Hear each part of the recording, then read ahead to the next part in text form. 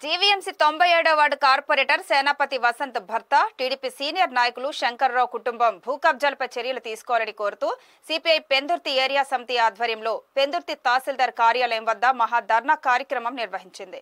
ఈ కార్యక్రమంలో ముఖ్య అతిథిగా పాల్గొన్న సిపిఐ జిల్లా కార్యదర్శి మరుపిల్ల పైడ్రాజు మీడియాతో మాట్లాడుతూ విశాఖ జిల్లాలో ముఖ్యంగా పెందుర్తి మండలంలో విలువైన ప్రభుత్వ భూములు కాపాడాలని, భూ కబ్జాదారుల నుంచి ప్రభుత్వ భూమిని స్వాధీనం చేసుకుని కారకులైన వారిపై చట్టపరమైన చర్యలు తీసుకోవాలని డిమాండ్ చేశారు.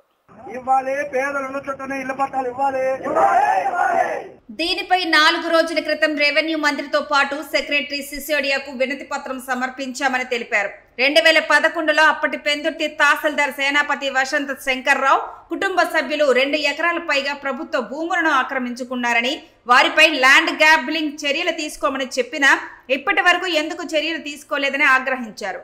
సిపిఐ జిల్లా కార్యవర్గ సభ్యులు ఆర్ శ్రీనివాసరావు, జిల్లా సమితి సభ్యులు వై రాంబాబులు మాట్లాడుతూ రాష్ట్ర ప్రభుత్వం ఏర్పడిన కొన్ని నెలల్లోనే 97వ కార్పొరేటర్ ఆమె భర్త సేనాపతి వసంత శంకర్రావులు పేద ప్రజలకు ఇంటి పన్ను, విద్యుత్ బిల్లు, ఎల్పిసి ఉండి వర్షం వలన తాటాకు ఇళ్లు ధ్వంసం అయితే రేకుల షెడ్ నిర్మాణం చేసుకుంటే వారి అనుచరులను పంపించి ₹1,00,000 డబ్బులు ఇవ్వాలని బెదిరింపులకు పాల్పడుతున్నారని, ఇవ్వని ఎడల రెవెన్యూ జీవీఎంసీ అధికారులను ఉద్యోగుల నుంచి తొలగిస్తామని బెదిరించి అక్రమంగా పేద ప్రజల ఇళ్లను కూల్చివేస్తున్నారని విమర్శించారు.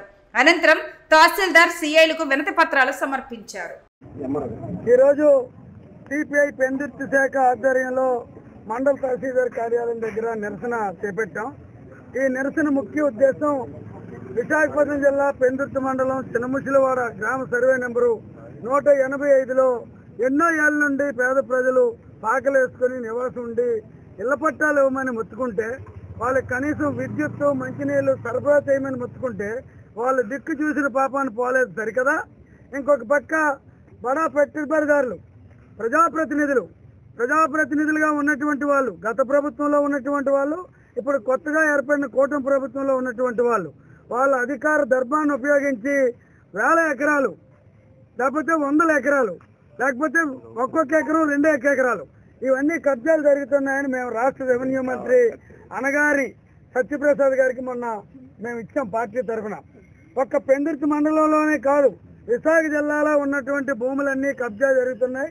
వీటిని కాపాడితే రాష్ట్ర ప్రభుత్వానికి మంచి ఆదాయం వస్తుంది, ప్రభుత్వ ప్రజా అవసరాలకు ఉపయోగపడే స్థలాలు ఉంటాయని మేము ఇచ్చాం. అందులో భాగంగానే పెందుర్తి మండలంలో కబ్జాలకు గురైన భూములను కూడా ఇచ్చాం. దాన్ని కక్ష పెట్టుకొని పేద ప్రజలు ఎక్కడైతే పాకలేసి నివాసం ఉంటున్నారో వాళ్ళని ఎంఆర్ఓ, రెవెన్యూ అధికారులను పురుగొల్పి వాటిని నేలమట్టడం చేయడం, ఇది ప్రజాప్రతినిధులైనటువంటి మీకు తగునా? మీకు మాత్రమే అరుగుతుందా ప్రభుత్వ భూములు ఎకరాలు కాజేసి మీ కుటుంబాల పేరుని పెట్టుకోవడానికి? ఇది చాలా అన్యాయం కదా. ప్రజాప్రతినిధులుగా మిమ్మల్ని ఎన్నుకున్నాం, మిమ్మల్ని అందుకే ఎన్నుకున్నామా మీ కోట్లేసి. గత ప్రభుత్వంలో భూములు కబ్జాలు జరిగినాయని బొగ్గాలు పెట్టారు కదా, వాళ్ళకు ఒక న్యాయం, మీకో న్యాయమా? అయినా మేము మీ జోలికి రావట్లేదు, మా మీద ఎందుకు విడిచిపడుతున్నారు? మీరు చేసిన పనులన్నీ చేసుకుంటూ పోతూ పేద ప్రజల జోలికి వస్తున్నారు. సిపిఐగా దీన్ని సహించం. మీరు పేద ప్రజల జోలికి రావడం మానండి, వీళ్ళకి పట్టాలు ఇప్పించండి, వీళ్ళకి ఇల్లు స్థలాలు ఇప్పించి నిర్మాణం చేయండి ఇల్లు. అప్పుడు మీరు మంచి ప్రజాప్రతినిధులని మేము అనుకుంటాం. అంతేగాని సామాన్యులు వీళ్ళ దగ్గర ఏమీ లేదు, వీళ్ళేం చేస్తారు, మేము గడ్డలు కప్పుకుంటాం, ఎకరాలు కాజేస్తాం అంటే సిపిఐగా మేము చూస్తూ ఊరుకోం. మీకు నిజమైన ప్రజాప్రతినిధులు, చిత్తశుద్ధుల ప్రజాప్రతినిధులు అయితే ఈ 155లో నివాసం ఉంటున్న పేదలందరికీ ఇల్లు ఇప్పించండి. 185 సర్వే నెంబర్లో ఏళ్ళుగా ఉన్నారు పేదలు, దళితులు, వెనకబడిన తరగతులు ఉన్నారు. వీళ్ళేమి రోడ్డు పక్కన కబ్జాలు చేసిన వాళ్ళు కాదు. అందుకని మీరు ఆలోచన చేసి వెంటనే న్యాయం చేయాలని మేము సిపిఐ తరఫున విజ్ఞప్తి చేస్తూ ఈరోజు ఎంఆర్ఓ గారికి మేము వినతిపత్రం ఇవ్వడానికి ఈ నిరసన కార్యక్రమం చేపట్టాం. ప్రభుత్వ అధికారులు స్పందించి పేదలందరికీ న్యాయం చేయాలని మేము విజ్ఞప్తి చేస్తున్నాం. కార్పొరేటర్లు కబ్జా అంటున్నారు కదా, కార్పొరేటర్ పేరు చెప్పగలరా? చెప్పక తప్పదా? గతంలో ఉన్నటువంటి కార్పొరేటర్ కానీ ఇప్పుడు ఉన్నటువంటి కార్పొరేటర్ కానీ 97. ఇంకా అంతగానే మీకేముంది? రోడ్డు పక్కనే 500 గజాలు ఆక్యుపై చేసి ఇళ్ల స్థలాలు కట్టుకున్నారు, షాపింగ్ కాంప్లెక్స్ కట్టుకున్నారు. ఏ పార్టీకి కార్పొరేటర్? గతంలో వైసీపీ, ఇప్పుడు టీడీపీ. పేర్లు చెప్పగలరా? ఎందుకు ఇంక 97వ కార్పొరేటర్, అంతకన్నా ఇంకేంటి మీకు? పేరుతో ఏం అక్కర్లేదు, మా దగ్గర ఎవిడెన్స్లు కూడా ఉన్నాయి.